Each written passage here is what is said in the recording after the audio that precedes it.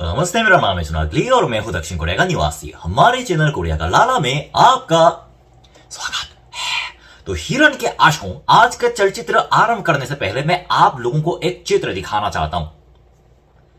यह चित्र देखकर आपके मन में क्या ख्याल आ रहा है? शायद आप ये चित्र देखने के पश्चात मन ही मन ये विचार कर रहे होंगे कि ये शायद आर्मी वालों का फोटो है जो आर्मी कैंप में अपनी बंदूक के साथ ट्रेनिंग कर रहे हैं। लेकिन अगर आप इस तरह से सोच रहे हो तो आप 101% गलत हो, क्योंकि ये किसी आर्मी वाले के चित्र नहीं बल्कि कोरिया के हाई स्कूल के छात्रों का चित्र है। जी हां, जैसे कि आज के वीडियो का शीर्षक पढ़कर आप लोगों को समझ में आ गया होगा कि आज के इस वीडियो में मैं कोरिया में मौजूद ऐसे एक सब्जेक्ट के बारे में बात करने वाला हूं जो हमारे हाई स्कूल के सभी छात्रों को दिया जाता था, यानी कि बंदूक चलाने की ट्रेनिंग के साथ साथ बहुत कुछ। और उसका इतिहास क्या है, उसका बैकग्राउंड क्या है और आखिरकार कोरिया में ऐसी क्या मजबूरी पड़ गई कि स्कूल के छात्रों को इस तरह के यानी कि आर्मी शिक्षा देने की आवश्यकता पड़ गई। तो आओ यार शुरू करते हैं बिना किसी हिरण के।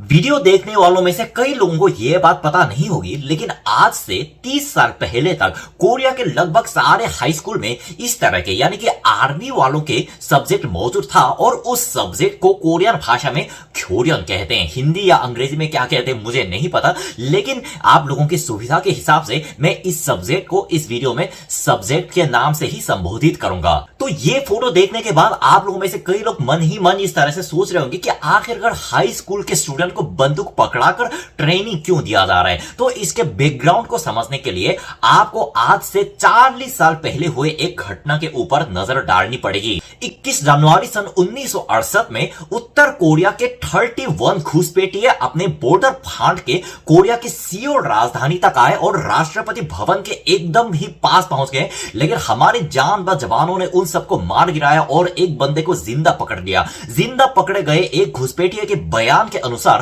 उनका काम था नॉर्थ कोरिया से आकर दक्षिण कोरिया के राजधानी सियोल में तोड़फोड़ करके हमारे राष्ट्रपति का खून करना और उसी तरह से दक्षिण कोरिया के पूरे समाज में अराजकता फैलाना। वैसे हमारे जांबाज जवानों के बदौलत उनकी यह कोशिश नाकाम रही, लेकिन उस एक घटना ने पूरे दक्षिण कोरिया के समाज और लोगों की सोच को इतना ज्यादा हिलाकर रख दिया, इतना हिलाकर रख दिया कि तब हमारे मंत्रालय, खास करके शिक्षा मंत्रालय के लोगों के बीच में इस तरह से विचार उठने लगा कि अगर बाई चांस दोबारा इस तरह के घटना होता है और इससे बड़ी घटना होती है तो उस वक्त हमें तैयार रहने के लिए हमें अपने छात्रों को भी आर्मी वालों का ट्रेनिंग देना चाहिए। मंत्रालय में इस विचार को पारित कर दिया गया और उसके एक साल बाद कोरिया के सभी हाई स्कूल में ये एक बाध्यतामूलक सब्जेक्ट बन गया है। वैसे मेरा जन्म 1997 में हुआ है, इसलिए मैं उस जमाने का इंसान तो हूं नहीं, लेकिन रिकॉर्ड के अनुसार पता चलता है कि वो ऐसा सब्जेक्ट था जिसको चाहे लड़का हो लड़की हो सभी स्टूडेंट को मजबूरी रूप से सुनना पड़ता था। जैसे कि आप लोगों को पता होगा कि कोरिया में सिर्फ लड़कों को 2 साल के लिए आर्मी में जाना कंपलसरी होता है, लेकिन उस सब्जेक्ट के लिए लड़कियों के लिए भी कोई लिहाज नहीं था। चाहे लड़का हो चाहे लड़की, सभी स्टूडेंट के लिए वो 2 घंटे की क्लास सुनना अनिवार्य था और हर हफ्ते में 2 घंटे की क्लासेस रहती थी। और उस क्लास में कोरिया के शिक्षा मंत्रालय द्वारा नहीं बल्कि रक्षा मंत्रालय द्वारा लिखी गई पाठ्य पुस्तक का इस्तेमाल होता था। और सबसे जरूरी बात, उस सब्जेक्ट के मुख्य रूप यानी कि लड़कों को और लड़कियों के बीच में थोड़ा बहुत बंटवारा तो हुआ था कि लड़कों को ज्यादातर हमारे देश के विचारधारा और हमारे दुश्मनों की खासियत और हमारे देश की खासियत और नक्शा पढ़ने का तरीका और पहाड़ या जंगल में रहने का तरीका और बंदूक को तोड़कर वापस जोड़ने का तरीका और उसमें गोली कैसे भरी जाती है और उसको कैसे फायर करते हैं। उसके अलावा अगर मैदान जंग में मेरा कोई साथी घायल हो जाता है या फिर मैं खुद घायल हो जाता हूं तो खून को रोकने के लिए या फिर चोट को साफ करने के लिए हमें किस किस तरह के विधि का इस्तेमाल करना चाहिए।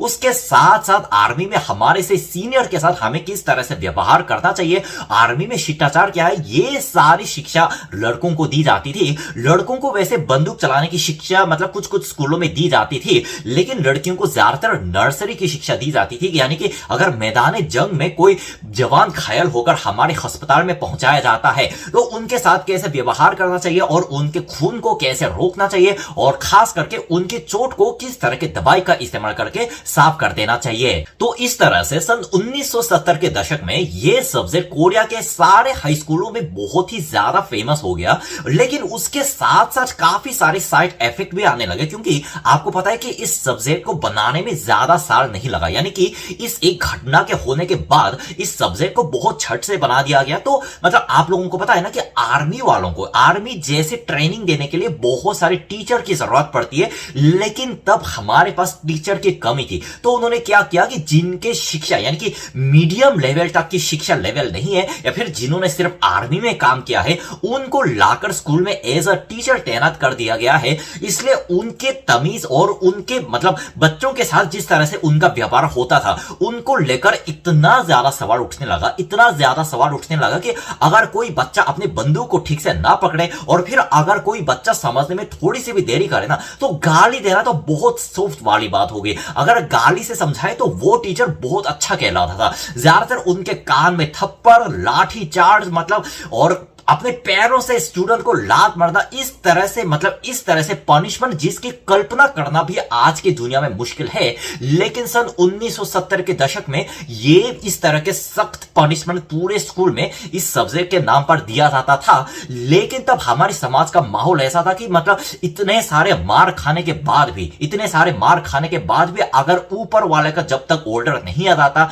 तब तक हम उसके खिलाफ कोई भी आवाज नहीं उठा सकते। तो इस तरह 3 साल तक हाई स्कूल में आर्मी जैसे ट्रेनिंग लेने के बाद आपको पता है कि यहां पे लड़कियों को तो आर्मी में जाने की जरूरत है नहीं, लेकिन लड़के जब हाई स्कूल खत्म करने के बाद 2 साल की आर्मी में चले जाते हैं तो स्कूल में ऑलरेडी सीखे होने की वजह से उनको ज्यादा दिक्कत का सामना नहीं हुआ। लेकिन क्या हम इसको अच्छी बात के रूप में देख सकते हैं या नहीं? वैसे उसके 10 साल बाद यानी कि सन 1980 के दशक में हमारे समाज में काफी बदलाव भी होने लगा और फिर सन 1980 के दशक में अंतकाल में हमारे देश में ओलंपिक भी आयोजित किया गया है। तो इसी के साथ साथ हमारे उस सब्जेक्ट का माहौल भी थोड़ा बहुत बदलने लगा। यानी कि 10 साल पहले सारे बच्चों को जो इतना सख्त और बड़े लेवल पे पनिशमेंट दिया जाता था, ये सन 1980 के दशक में आकर उसका लेवल थोड़ा बहुत कम होने लगा। लेकिन वो सब्जेक्ट तो पहले की तरह सारे हाई स्कूलों में लड़का और लड़की दोनों जेंडर के लिए बरकरार था। लेकिन आप लोगों को पता है कि जैसे जैसे समाज विकास की ओर आगे बढ़ता है,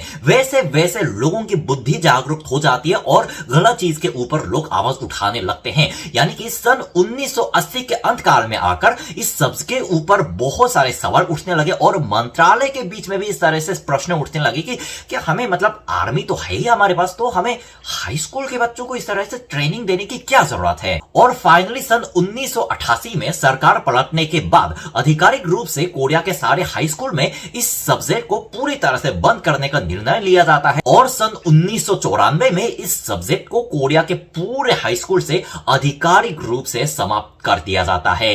वैसे अगर अभी के दृष्टिकोण से देखा जाए तो इस सब्जेक्ट को देखने के लोगों की नजरिया और लोगों की प्रतिक्रिया अभी के दशक में इतनी ज्यादा अच्छी है नहीं, क्योंकि आर्मी वालों के होने के बावजूद छात्र यानी जिनकी पढ़ने की उम्र होती है, जो अपने देश के लिए खास करके अपने फ्यूचर के लिए जिनको अपनी पढ़ाई में पूरा टाइम लगाना होता है, उनको मतलब बंदूक जैसे ट्रेनिंग देकर क्या होगा? मतलब वैसे तो वो लोग 2 साल बाद आर्मी में जाने ही वाले हैं। और एक बात ऐसी होती है कि युद्ध शास्त्र के अनुसार जब किसी युद्ध में, खास करके जब किसी घटना में अगर छात्रों को हमें एज अ आर्मी इस्तेमाल करना पड़े तो उसका मतलब यह है कि उस युद्ध का हारना तय है। तो इस बात को लेकर कोरिया के समाज में काफी प्रश्न उठने लगे और अभी के दशक में बनने वाले कोरिया के काफी मूवी और कोरिया के काफी सीरियल, उनमें से बहुत सारे नाटक ऐसे हैं जो उस टाइम के उस सब्जेक्ट को लेकर आधारित है। तो बस यार आज के वीडियो में इतना ही। उम्मीद करता हूं आप लोगों को मेरे इस वीडियो के माध्यम से हमेशा की तरह एक नई जानकारी मिल गई होगी। मैं वापस आऊंगा और मजेदार वीडियो के साथ। तब तक क्या करना है? सावधान रहना है, सुरक्षित रहना है, सीख एक को